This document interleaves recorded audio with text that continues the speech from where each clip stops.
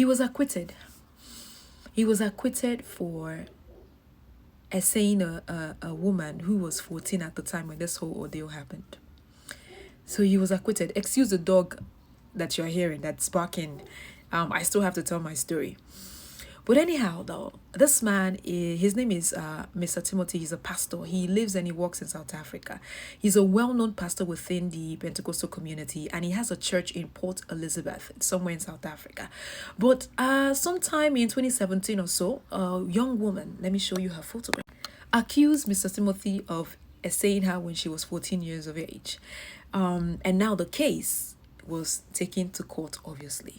But the craziest thing is the person who is the whistleblower, the person who is sounding the alarm on this case, who probably has more evidence or so. She mysteriously died. She was gunned down in her car. And so the case kept on going, but I just want to let you know that the sounding alarm lady was pew down. She died. So now the case has gone to court. They said the whole trial was broadcast live television. Everybody watched it.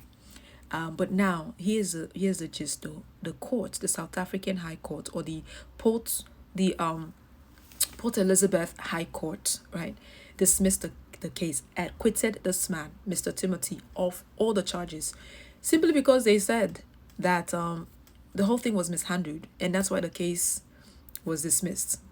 And this young woman cried in court, because it felt as though her voice wasn't heard.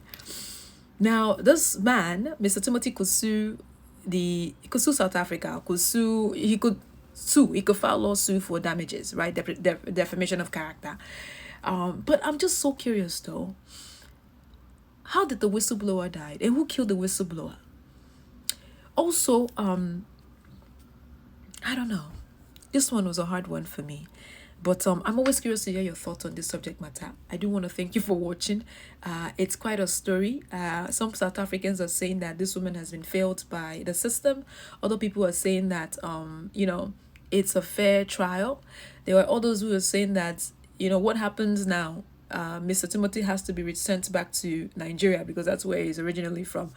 I just want to know what you think, because they're all different type of people sharing their viewpoints. Well, what are your thoughts on this one? Thank you for watching. Emotion is my name, and I'm a visual storyteller who happens to be visually impaired, and I love African stories. I don't necessarily love to cover this type of story, but I cover stories in general.